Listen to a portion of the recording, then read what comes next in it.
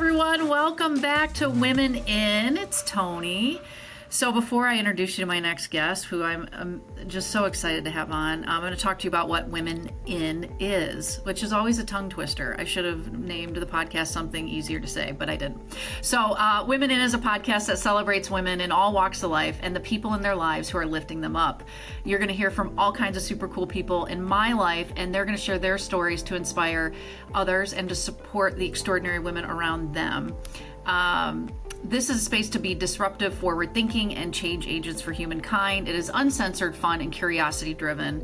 This is what I'm passionate about, is about breaking down barriers for my kids' generation. It's equal parts about my guests and the places we came into each other's lives, whether it's the Kalamazoo Wings, Mindfulness Elevated, Tony Will Coaching, or they happen to be in my family or friends circle.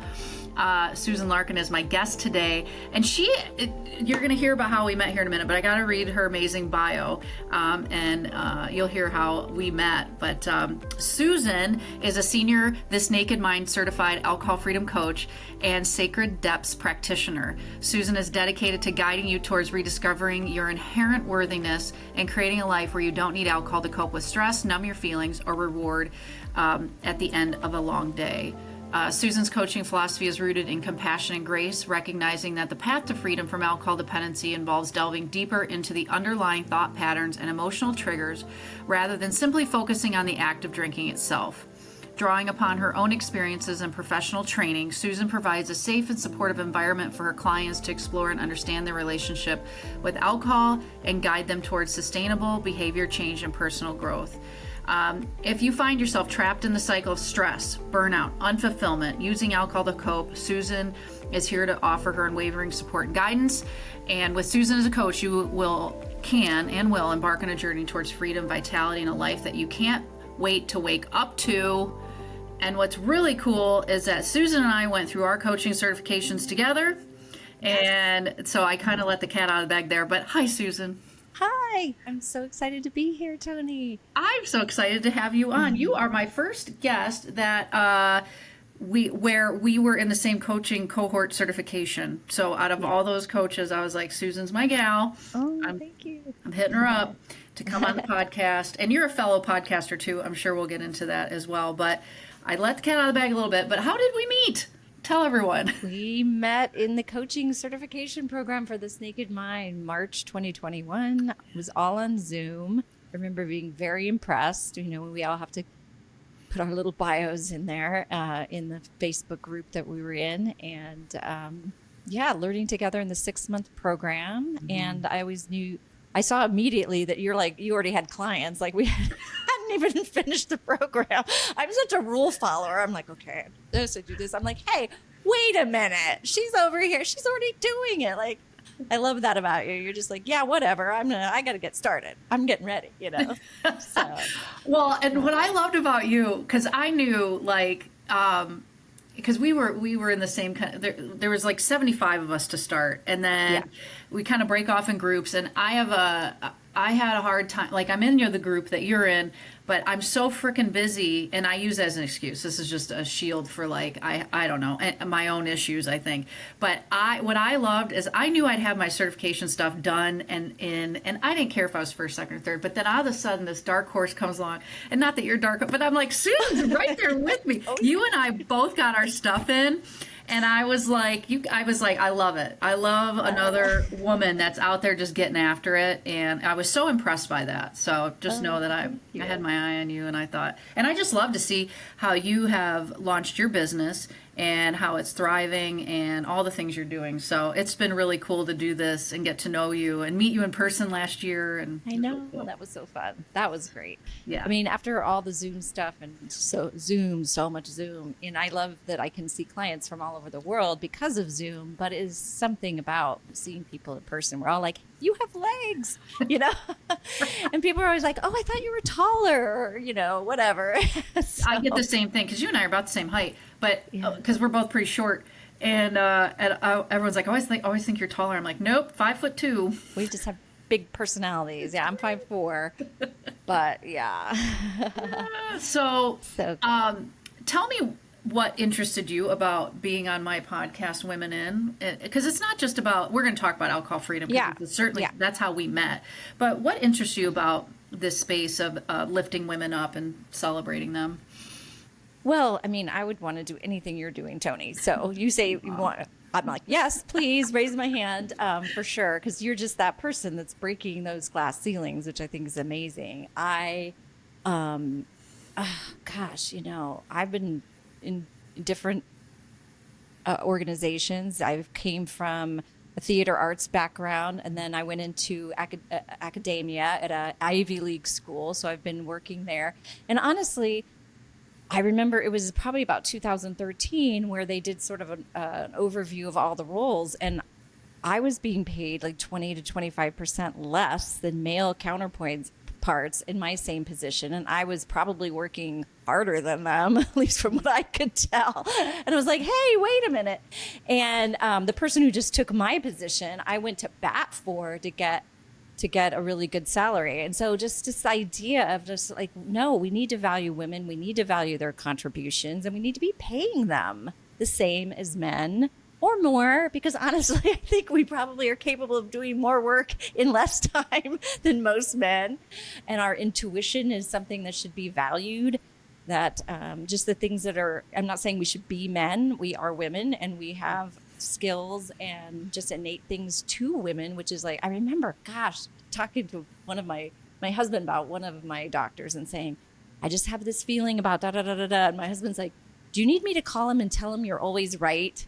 And I'm like, maybe, because it's like, I just had an inkling about something, and like, he wasn't really believing me. And I'm like, no, I'm usually right. So, so I love that you're bringing this to the podcast world. I think it's great. Yeah, there's a lot of us it seems like, it can seem, because you and I are so immersed in the alcohol-free world. And your podcast is all about alcohol-free living, feeling lit. Feeling lit. So, which is, and you co-host it with another one of our fellow coaches, Ruby Williams, and she's going to be a guest on this podcast, but we had to move her into July because of scheduling. But which I love that space, and it was though, and I listened to your podcast, your and Ruby's podcast, and I recommend it to clients because it is a fun, informative way to start to and continue the journey of alcohol-free living, because sober curiosity has come such a long way since I attempted to stop drinking back in 2016 and then kind of had some stop-starts. So I love that work you're doing, but it can feel like we're surrounded by it. But the reality is the culture we live in is very pro-alcohol. Oh, absolutely. Yeah. Yeah. And you just have to step outside of that bubble. And then, like when I told my brother, he's like, why the hell would you want to do that? I'm like, well, people don't get it. They don't get it. They're getting it more and more, I think. And I think that it's becoming more and more mainstream, even since I started my journey, good God, probably in 2012, 13, detour, and then started up again in 2019, and then went out completely alcohol-free June 1st, 2020. So it's been 4 years. I saw that huge milestone. Yeah. And June 1st is a fantastic day because it's also my birthday. Oh, that's right. Oh my gosh. Yeah. So congratulations. I saw that because I follow you on all the social media platforms, and I was like 4 years, and I'm right there behind you. In October I'll be 4 years. And what a great, you and I stopped drinking when a lot of people were ramping up because of the pandemic. Yeah. Well, it was the pandemic. This Naked Mind has this philosophy and they talk about the pause, where you pause, you stop trying to stop drinking, and you just learn. I didn't learn anything, but I did try. I stopped trying to stop drinking when the pandemic did hit. So I had been really working hard on my own, did a few little 30-day programs here or there in 2019. And then when the pandemic hit, I just said, screw it, and drank like everybody else. I mean, it started slowly, it started off slowly, but it's so amazing how fast you can go from 0 to 60. And I only needed 2 months of that to go, oh no.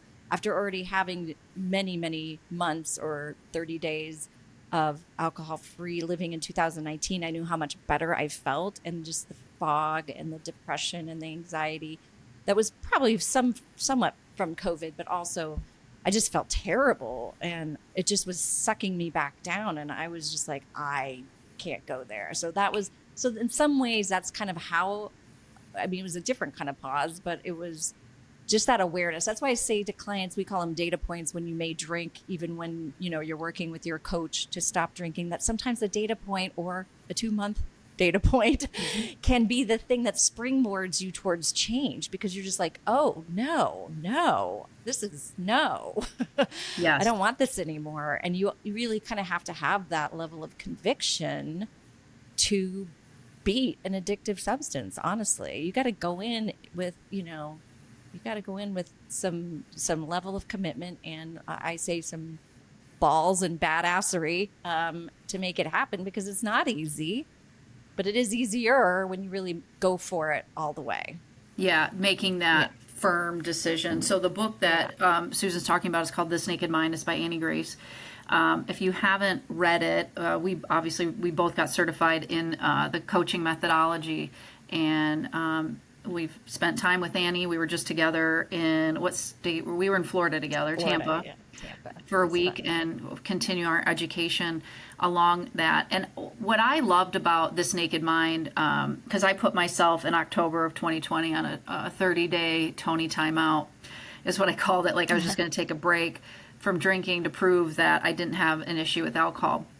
But here's the thing, and you pointed this out so beautifully, it's not a black or white issue, because whether I had one drink a week or I was drinking 10 bottles of wine a week, if I'm uncomfortable with my relationship with alcohol, it doesn't matter how much I'm drinking, right? Like, it's just I'm uncomfortable with it and you are uncomfortable with it, and it isn't all in or all out. You can say, I'm kind of exploring this, and the data points, it's not a relapse.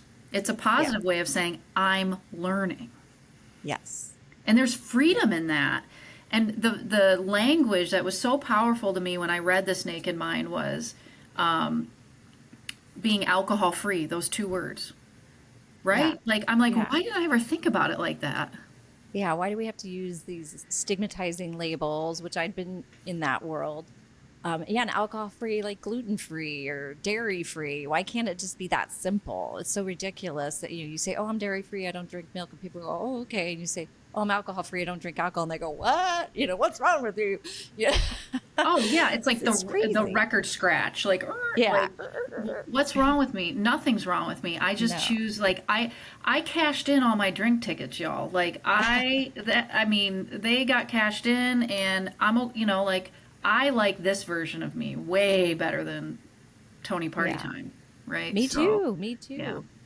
I was secret drinker Susan. Nobody knew I really had a problem, or I don't even know if you would say it was a problem. I mean, I could look around and say I drank like everyone else, but like to your point, it didn't feel good to me. It made me feel depressed, very depressed. I thought I had depression.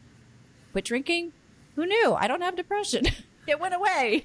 Well, alcohol is a depressant, and that's right. Yeah, it's a depressant, but it's also a stimulant. So it gets really confusing, right? Because for me, it was like rocket fuel. Like, I mean, but then the next day, the anxiety, the dynorphin, it's all the science. Yeah. That we learn about. So while we're because I think I love that we're diving deep into this, because the culture around women and drinking. And then women and drinking, and then the shame associated with it, right? Because there's this stigma that, at least I used to subscribe to, which is I had to have it all, right? Yeah. Like the job, the white picket fence, the husband, the kids, in my case, I have 2 cats and a dog, like this fairy tale. And the bookends of my day was coffee in the morning, wine at night. Right. Right. I had it all. So when you think about that, did that governing belief drive you as well? And what is it that, why women and this culture of drinking go so hand in hand these days? Yeah, well, just like everything with a woman is like, the angel, hooker thing, you know what I mean? Mm-hmm. Like a woman has to be this way and this way, it's the same way. We need to drink, but not too church, and we could drink, but not get out of control, and for me, my belief was really that it was this cosmopolitan kind of, big business. It was, yeah. Once I started, mine ramped up once I got this job at the Ivy League university and was working full time. It was my way of transitioning from work Susan to mom Susan. But I was also sort of this, this is my reward at the end of the day. It's fancy. It's a way to treat myself. And that's what big business women do, right? You come home and you have your cocktail, you come home and you have your wine, and then, you settle into homework and, and then being the mom. I had a lot of trouble with that transition for some reason. I had a lot of mommy guilt with working full time at the time. I just a lot of these roles that these masks or roles or things that are put on women, they're all trying to do them all, trying to wear all the hats, be the perfect mom, be the one, send the perfect snacks to school, all that kind of stuff. And then show up at the board meeting with your, suit on. And for me, I felt like alcohol was helping me to overfunction. It was helping me to fuel again, the evening. It was really scary how one glass turned to 3 to, towards the end, maybe I did, but I would always leave about 2 inches in the bottle so I could say I didn't drink the whole bottle, But that really does you no good because the next day there's not enough there to do you any good. So you still have to go get another bottle. And I would only buy 1 bottle at a time because God forbid I'd be the person in the liquor store. Because in Connecticut, you have to go to the liquor store. You can't I grew up in California where you bought it in the grocery store. So when we first even moved to Connecticut, I was like, liquor store? I don't go to liquor stores, and it's like, and pretty soon I have my own parking spot. My husband's like, I wonder who parks in your spot now at the liquor store. I'm like, shut up, jerk. But actually, I have a little sign this one of those magnetic signs that I put on my car that, about my coaching business. And just as a joke, I went and parked it right in front of the liquor store and took a picture. I love it. It was just a kind of fun thing to do. But do they have you been in there for any alcohol-free options? Because that segment has been growing considerably. And I don't know about you, and I mean, there's 2 separate questions here, but periodically I have alcohol-free beer or whatever, but I could take it or leave it. I really could give a rip. But so, A, have you seen the same growth I have in terms of Yes. alcohol-free options? And B, do you imbibe in those? Alcohol-free imbibe. I really like Athletic Brewing. They were actually originally from Connecticut, so right in Stratford, which is like 20 minutes away. We've actually been to it was in an industrial park. I think they're building like a tasting room somewhere on the shoreline, which would be really wonderful. But we've been there and you could get a flight of their beers and taste them, just like, ooh, fancy. And so we've supported them, and my husband likes beer, and he really likes the Athletic Brewing beer. And I've tried all the different sparkling wines, different wines, just for fun. But like on a daily basis, I don't drink them. I'll get them for a special occasion, or if other people are coming over and they're drinking, and so then I have something in my wine glass. But I actually really prefer the alcohol-free drinks that aren't trying to be an alcoholic drink, like not trying to be something, wine. So like there's Dissois, there's Eva Spritz by For Bitter or Worse is delicious, and sort of this rhubarb. It's got a little bite to it, but it doesn't taste. It doesn't taste like anything you've ever had before. And it's enjoyable. It tastes good, which is so unusual to like pick up a glass to taste something. I realized the first time I tasted it, I'm like, I have no idea what this is going to taste like. Like, it's so weird. Like, we're so used to or having it be familiar, And so I've tried a lot of different things. I think it's great. I love it when they have it at restaurants because it is kind of fun to get a fancy mocktail at a restaurant and not have, because that's sort of part of the dining experience is to sometimes have a fancy drink. So that part's frustrating when I go to restaurants and they don't have anything. I mean, you could ask for them to make, and I always tell my clients, you have something in your back pocket. Usually I do my research. I see, at least back in the day when I would be nervous about it. Now I'm not nervous about it, but I would have my, backup drink if they don't have anything on the menu. Or if they look at you like with panic in their eyes, like, you get a young waiter or something, guy looks like he's 16, and you're like, do you have any alcohol-free options? And they just look at you like, hey, lady, I don't know. I hope you give me a good tip, So, and I feel bad for them. I'm like, okay, just give me some, sparkling water with lime and a little bit of cranberry, Yeah, That's that the was my backup drink. backup. Yep. Yeah. So this is interesting that you bring this up, because I literally just got back from a 2-week vacation. My husband and I went over to Europe, and which this was our first time, both of us traveling overseas, and I was thoroughly impressed. I know you're a traveler, and actually your coaching business started with you coaching specifically around travel. So, Yeah. and then you as entrepreneurs do, we morph, we change, we grow. But so I was so impressed, and I was in Paris, and I was at the Amalfi Coast in Italy, and then also in Rome. Every single place we ate out had alcoholic free options in its own separate category on the menu, no matter what restaurant we were at. So I was thoroughly impressed. And one of the things that I have a dry days, like counting app, like how many days I'm alcohol free, but I noted, I was like, oh, it's 44 months while we were in Rome. And I thought, oh, this will be fun. I'll take a picture in front of the Colosseum. And I get this question a lot, so I'm gonna ask you, because I want to hear how you answer this. But some of the feedback I got, a lot of congratulations, it's super cool, blah blah blah, but which I so appreciate. But there are some people that are like, how the heck do you do that? How do you go to Europe, go to France, go to Italy, and not center it around food and alcohol? So long question and a story there, Susan. But what is your advice in that space? Yeah, well, is that the only thing over there? Food and alcohol? Like if you're just traveling for food and alcohol, you may as well just stay home, right? You got save the money. Save the money, right? So it's sort of so that's part of my, yes. The first thing I created was this vacation boot camp for vacations and special events alcohol free, because they were my sticking point. So I created this because this was where I kept stumbling. I'd get 30 days and then go, well, I'm going on vacation. I have to drink on vacation.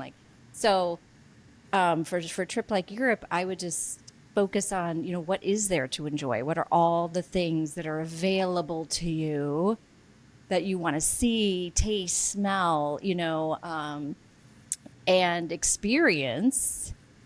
And how would alcohol even enhance that necessarily? If it deadens your taste buds, if it makes you numb so that you forget your memories, just thinking of it in those terms. But also, so that would be the first step, is just really to look at all the things there are to enjoy, because there's a lot more than just food and alcohol, right?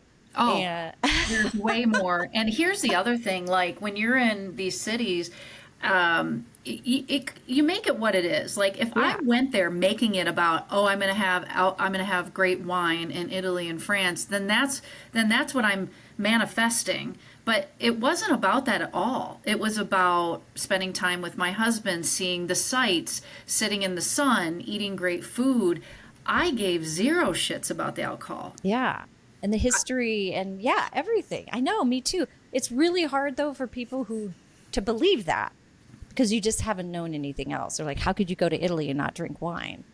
Well, it's not the only thing to do in Italy. And like you said, they have the fact that they even have alcohol-free options in Europe so much better than they do in the United States. New York is good. I'm close to New York. They have, especially down in the West Village, which is awesome. Most of the restaurants there have some sort of mocktails. But I noticed when I went to Spain as well, every single restaurant had alcohol-free options. It was no big deal. Like you didn't get that panicky response from the waiter of like, what, lady? What's so interesting too is I think I had the same thoughts in the back of my mind. Like, how would I ever go to France? How would I ever go to Italy? And then I realized in my own life, I went to France when I was 6 months pregnant with my son and I didn't drink and I had a great time. So it's just not necessary. It is not a necessary element to enjoy Europe, period. Or anywhere, or the Bahamas, or, the Grand Canyon, or hiking, or it's just not necessary. That's hard to believe, but that's why we say you got to try it, you know? You do. And when Because you could, I put this on Facebook, once in a lifetime trip. I don't, if we go back to France and Italy, we'd go back to different cities. Like I see us going back to different places, but there are other countries we want to go to. But here's what I say too, like try it alcohol free once, see how you like it. And then if you miss it that much, go back and do it alcohol fueled. Yeah. Then see what the difference is. Do you need a vacation from your vacation? You know, I mean, honestly, yeah, absolutely. That's what I say when I coach clients when they're like, oh, I've got a concert coming up. I'm like, especially if they're a big concert person, how many concerts have you been to? Oh, I go to them all the time. I've been to probably 50 concerts. I'm like, could you go to one and not drink and see what it's like? And then when you make it about that, they go, oh, yeah, I could do one. I go, okay, go for it. And then they come back and they're usually like, it was amazing. It was so great. I really enjoyed the music. I was dancing. I had so much fun. And they just have to try it. But it seems so daunting when you think about, well, I always drink when I go to concerts. It's like, well, I don't, just try one. You can always go to the concert next week if you didn't like it. Exactly. Well, and is it the concert that you're going to, or is it the alcohol? Yeah, the very expensive alcohol that's usually at concerts too. Like, save your money, buddy. Yeah, I work at an arena, I know. Oh yeah, and yeah. Especially, it's different pricing for concerts and pro sports, but it's still freaking expensive. Yeah. So yeah, such great advice there, and yeah, the travel piece is a big roadblock. Can be a big roadblock. That and holidays and holidays. Oh boy, yeah. Yeah. And I've taken that same thing and made it into a program which I call Holiday Thrive, which is so much more about self-care and making conscious choices about how you want to celebrate your holidays. And it is about not drinking. But by doing those things, you don't feel the need to drink because you're not going along to get along. That's what I call it. That's what I do. Going along to get along, drinking to go along to get along or overfunction. So, so that's what that program is really more about. In fact, all of my coaching is mostly about mindset and boundaries and self-care and nourishing your body, sleep, just feeling good.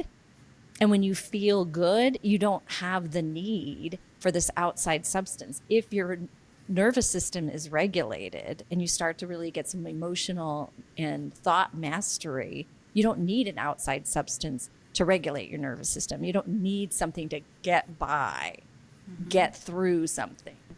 It's a different way to live, and it's an amazing way to live.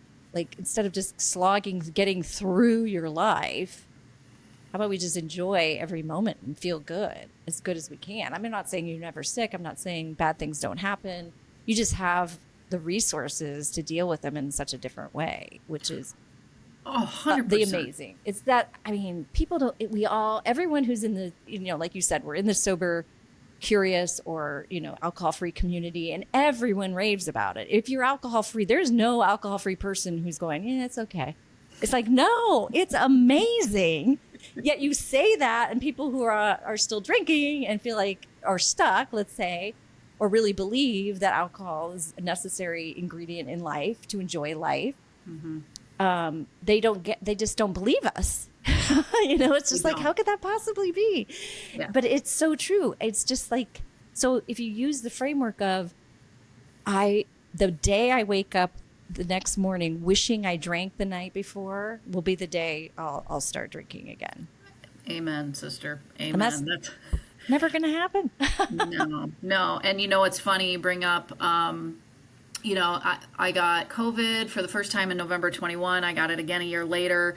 I've had 3 upper respiratory infections aside just this year alone. And I broke my ankle in December. Like, I've had all kinds of health things. Not one of those things had to do with alcohol at all. But it's still, and alcohol wasn't going to make it any better. No. Right? And it was still going to happen. It would actually make it worse. So it's just life being life, and and that's just my health stuff. It's, there's all other kinds of things that have transpired since I've been living alcohol free that have been challenging, like my mom's late stage Alzheimer's, to name just one. But then there are just so many other wonderful things, but I get to feel all the emotions of everything, the highs and the lows of life. It's not meant to be like we're skipping around, farting rainbows and, glitter flying all the time. That's not life. No. And we're feeling all the feels. But also being a lot more aware of the choice that we have in our feelings. I mean, not in a toxic positivity way, but like recently, just last week, actually, something happened. I'm retiring from Yale, and I'm very excited about that. And so, but something happened with the staff that I currently work with that was very hurtful to me. And I kind of walked away from that and was very hurt. And I, had a few moments, and I realized, okay, I could keep this going. I recognized I was hurt. I could feel the hurt. I could keep it going through those ruminating thoughts, and I could rev it up, and I could tell lots of people, and I did a little of that. I'm not going to say I was perfect, but then it got to a point where I can choose to hold on to this. Who is it hurting? Me? And also, kind of feeling like, oh, this is how I'm going to go out. This is how I'm ending my 20-year career at Yale, like with this kind of thing that happened. And then I was talking to one of our coach friends who I stay in connection with. We meet still at the same time, 6:30 a.m. on Wednesdays. I'd be there if I wasn't working out. Yeah, I know. We have some really good conversations. But she was like, they don't get to determine how you. That doesn't. That doesn't color your entire career at Yale. They don't get to decide that's how you get to decide how you go out. And I was like, yeah, wait a minute, and it was, but so we have that choice. Whereas probably before I would just come home and drink a bottle of wine and then kept it going and just stay, it's sort of like that idea the body keeps the score. If we don't feel the emotions fully and then let them go, and you drink them away, they just stay in you, festering. And then you're just walking around like this big festering wound all the time, which is pretty much how I would say I kind of was when I was drinking. I was just a lot of insecurities, a lot of unfinished business, that just an immaturity, like emotional immaturity, honestly. I think emotional maturity is one of the byproducts of getting sober or going alcohol free. And what you're talking about is like shrinking down, like ruminating you brought up, which is such a great, so there's this book that I recommend called How Women Rise. And I recommend that in my professional development coaching for female leaders. And there's 12 ways in this author's book that we hold ourselves back. And one of the 12 ways is ruminating. Yeah. And oh God, I think I have a PhD in ruminating. It sounds like you're right there with me. And I'm always like, I'm not going to eradicate ruminating, but you just gave such a great example of how you're shrinking that down. I did a little of that, but here's where I grew out of this situation. 20 years at Yale. I mean, fucking fantastic. Right? And you're not going to let that one thing, but it can be really easy because our brain wants us, like it's protecting us. So the negative stuff to protect, we have to work hard at the positive and pull that out, which is what you did. With the other thing I like to talk about is our personal board of governors, like the people we surround ourselves with that help bring us be the best version of ourselves. And this happens to be a group of women that you meet with every Wednesday and have for 3 years. I know. Really early. We've seen each other in all forms of disarray, dress, wet hair, and I'm always going off to the day job. And so everyone's going to different places, but we always have these really great, meaningful, or somebody brings something and then we talk about it, which is really great. But yes, my board of governors, the people that your what do you call it? Your wise counsel, so important for women. I think also beating ourselves up. Women, women hold themselves back. At least I did, by beating myself up, second guessing, making ourselves small. Yeah. For sure. Not thinking we're good enough. I struggle with that too quite a bit. And everything I've learned to be a better coach, I apply to myself. So through Sacred Depths, I've learned about some of the resistance archetypes. And those are the things that come up when fear comes up or when you are in danger. So exactly like you said, your brain wants to protect you. So what came up in that moment was probably like my victim archetype, which was go off and lick your wounds, go off and have your little pity party, everybody hates me kind of thing. And that's okay because it was coming up to protect me. I did go off and lick my wounds. now I'm healed, now I'm back, but recognizing it too, recognizing, oh, this isn't me. This is because archetypes are like a mask that you put on to deal with that situation when we're in fear. And there's different ones. And so that one came over me, but also I could feel it. I'm like, this isn't me. So, What are the archetypes out of curiosity? How many are there? And oh, well, there's many, and you can so the main ones are victim, judge, which my judge is also the one that comes out a lot. Victim is not so much mine, but judge.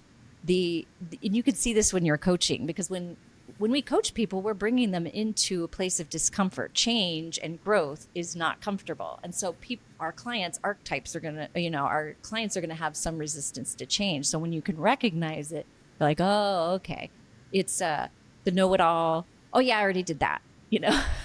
The flake, the needy one, the procrastinator, the confused one, the overwhelmed one, all those things that come up, and all of us probably have them, and all these things at various types. It's when something's a little stretchy and we're moving into that stretchy zone, our brain, I call it, our brain throws up like a little shade and goes, wait a minute. No, thank you. yeah. And it doesn't just say no, thank you. It goes, this program's stupid. This isn't going to work for you. That would be like the judge, The victim would be like, oh, I'm never going to get this. Oh, no. Everybody else is going to get it, but I'm never going to get it. And so those are the kinds of thoughts that come up. Our subconscious is sneaky. It doesn't just go, hey, drink. Because we'd go, oh, no, I'm not drinking. I'm taking a 30-day break. It goes things like, everyone else is got this. You don't get, or everyone else doesn't have the family you have. You have too much on your plate. You deserve a drink, that kind of thing. So it's very sneaky. So Very. learning this was really helpful to me as a coach, because, and for my own self, like I said, I could see that pop up and go, okay, that's what's happening.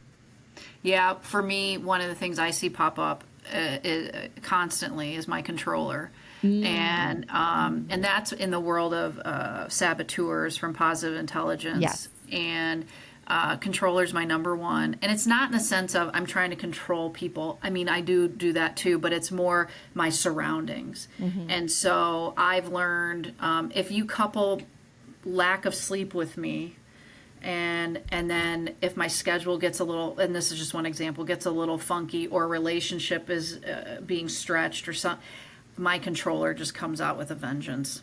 And boy, does it, and I can see it now. I could never see this stuff before. I was just flying blind. But it is very helpful to see it and be able to say, I see you. And the awareness is half the battle. Yeah. And then it's like, okay, what tools do I have to help me through this? And I'm not going to do it perfectly, and that's okay. One of the things I chant to myself when I'm in a challenging situation, which is almost not daily, but varying degrees, is I'm growing, I'm growing, I'm growing. That's great. I love that. I just have to, because sometimes, like when I broke my ankle, you're growing, you're growing. Because that was really hard. Not just that the hurt, it was the emotional side of it, right? Yeah. And I knew alcohol wasn't going to help me. It wasn't going to fix my broken ankle. No. But it's your emotions and the hurt and the frustration and the now I can't work out and and use your coping mechanism of working out, which is something that you use to stay healthy and help with stress, etc. When you don't have that, when something like that's taken away temporarily with an injury, that's really tough. Yeah. I did Positive Intelligence as well. I really like that program, and that saboteur really helped me, lock into that. And okay, how can I change? And it's about changing your perspective, or I see this happening. What tools do I have to not continue this behavior, because I don't want to be this way? Right. Yeah. Right. I don't want to handle this in this situation. It just gives you more agency, which is amazing. Well, it's empowering, right? Yeah, it's very and that's empowering. As women being empowered and playing big and not small is so critical, because I see when I coach men and women, but that especially with women, it all comes back to self-worth, self-value, self-confidence, self-esteem. And if we can empower ourselves, and through these, in our situation, removing this one thing, alcohol, look at how empowered we have become. It's just shocking. I know. It's amazing. Removing something that's actually a poison and toxic to our body. So it's not like anything that's worthwhile either. But we think it is, and we think we I have richer know. friendships and all Yeah. this BS. Now, I want to ask you, because we talked about this off air, and you had such a brilliant answer, so I want to make sure we talk about this. So, Women In is the name of the podcast, dot. The reason I did Women In, dot, is because I am a woman in sports, and that's kind of where this first stemmed from. And in my day job, because you and I both had day jobs, which is another thing we bonded over. Yes. Is I'm a minority in that space. Like I'm in men's professional hockey, and but when you swing over to the alcohol-free world that you and I are in together, we are anything. There are a bunch of white women all over the place. Yeah. Middle-aged white women at that.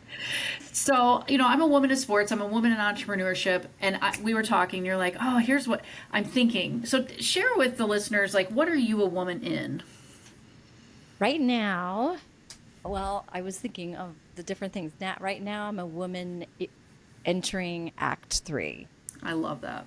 So hopefully I'll have 4 acts because I'm not that old yet. But I've reinvented myself. This will be the 3rd time because I started out as a theater major, and I had an agent. I lived in LA, and I did. It's obviously not successful because you don't know who I am, but I did plays and I did some commercials and a few walk-on parts back in the 80s. And then we when I first got married, we moved to Connecticut. I still taught voice lessons. I still taught acting when my children were young. But I did need a day job, so I kind of got, just an office job.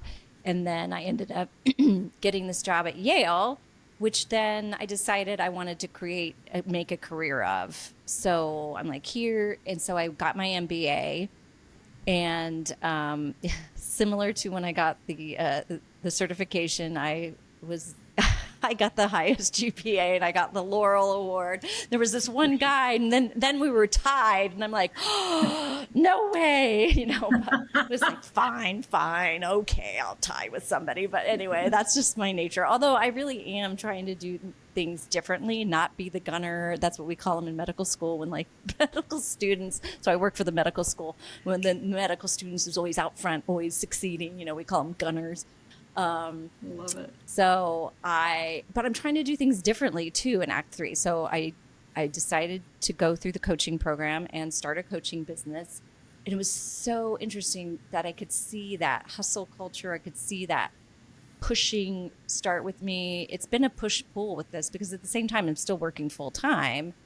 Although I was working full-time and getting my MBA, I was working full-time and we owned a music studio, and I was working full-time and I founded a nonprofit theater company. So I'm used to doing 2 things. Although in the past, especially when I was drinking, I ended up getting burned out. And so I wanted to be very careful that didn't happen this time.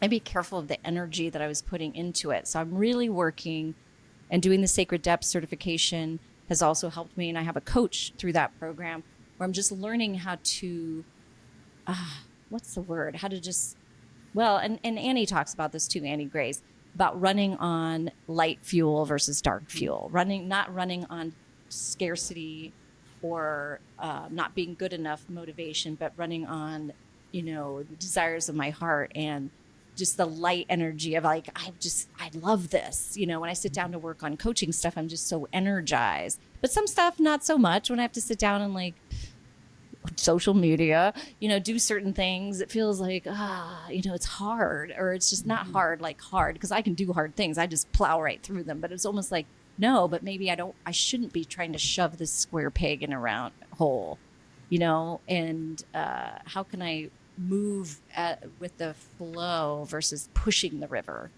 I can feel it when I start pushing the river. It's like, it doesn't get me anywhere faster.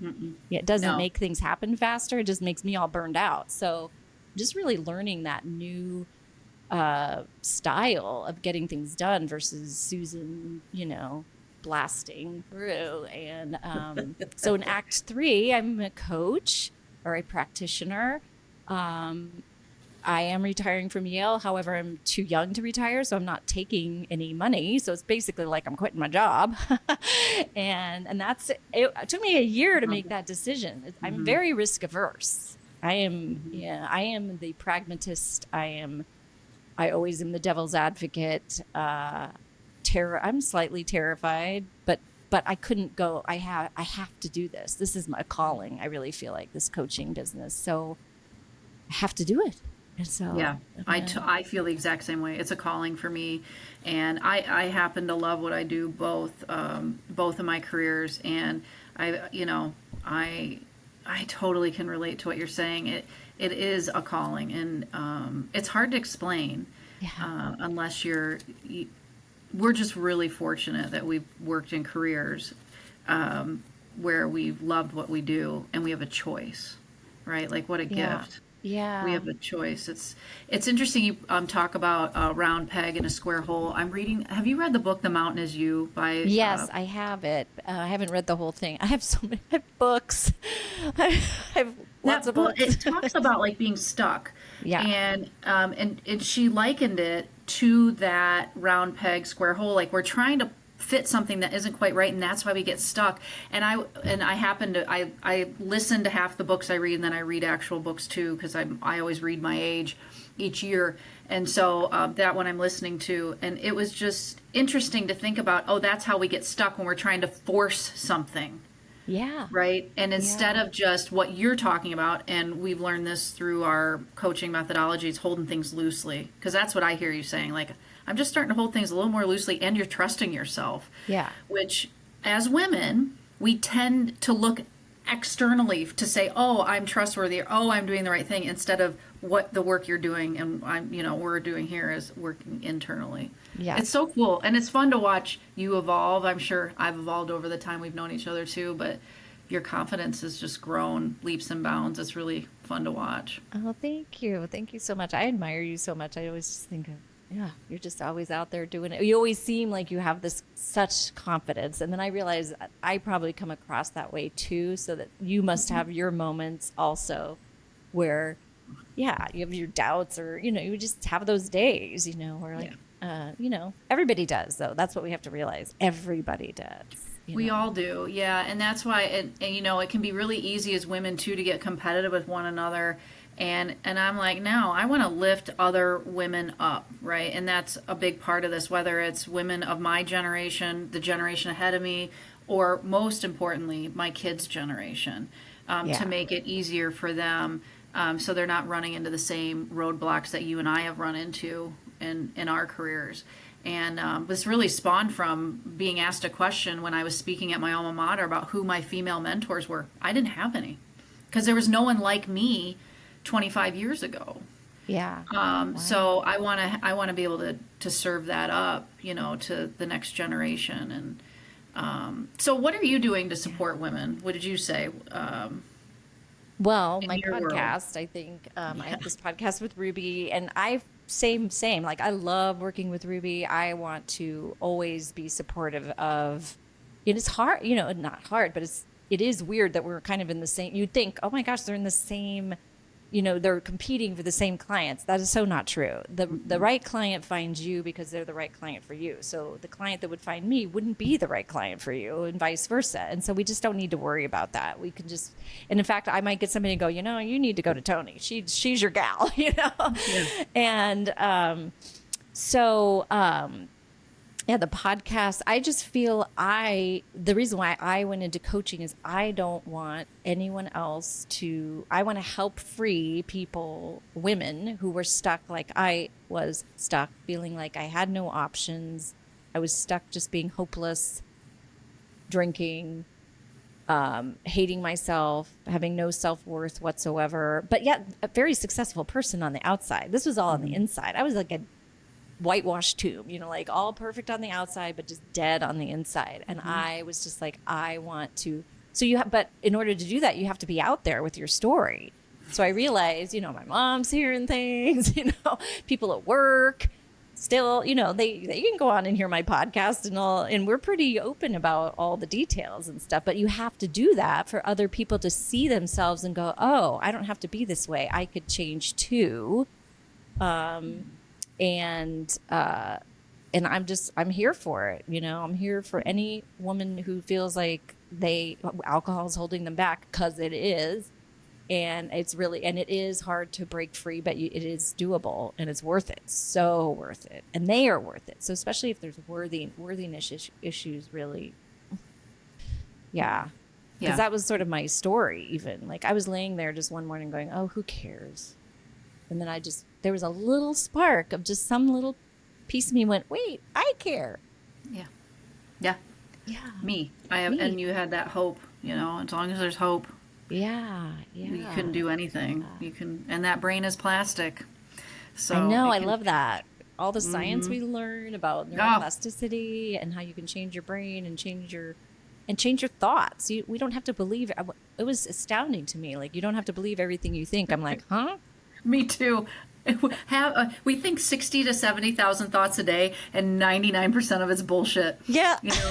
It's just fascinating. Yeah. It is. I'm like, I'm how old, and I'm just learning this. Like, and I'm older than you. Yeah. It just like blows my mind. So, Susan, where can someone find you if they're interested in learning more about all the cool things that you're doing in the coaching world? It's Susan Larkin Coaching. It's Larkin, Larkin, or Susan at Susan Larkin Coaching. Send me an email. I would love to hear from you. You can find me and hear all of the gory details of my story on the Feel Lit podcast. It's hot pink. As my sister-in-law said, oh, that's very different than Get Lit. I got very different response from my sister-in-law. I'm like, yeah, if you're searching podcast Get Lit, you might get different response, but it's they Feel might be Lit. moving to your podcast after they get lit. Yeah, exactly. Yes. So we have a good time, but we are real. Like, we talk about, feeling lit. That I feel more lit now as alcohol-free person than I ever did when I was drinking. But every episode has tools, tactics. I mean, we were hoping that people could actually use our podcast to help them in their journey to become alcohol free. I think they could, because every single week we talk about tactics and things that people can try and stories. And so that would be amazing to have a fan or someone email us and say, I've been listening to your podcast for the past 4 months and I'm alcohol free. I would be just like blown away. That would be so amazing.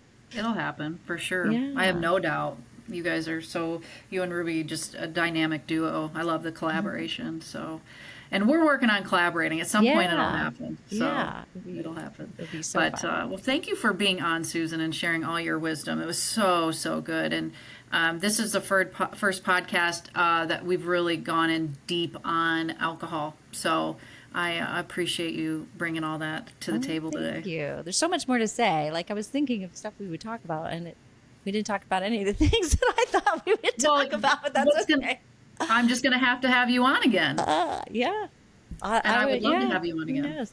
Rebuilding, reinventing yourself. That's what I was, that's my act 3, reinventing myself, which is really not reinventing, except recognizing my authentic self at this point in my life, finally, and living in that authentic self. That's act 3, which is going to be amazing. I'm excited. But no better way to end this than on that. Thank you. Okay. Thank you. It was a pleasure.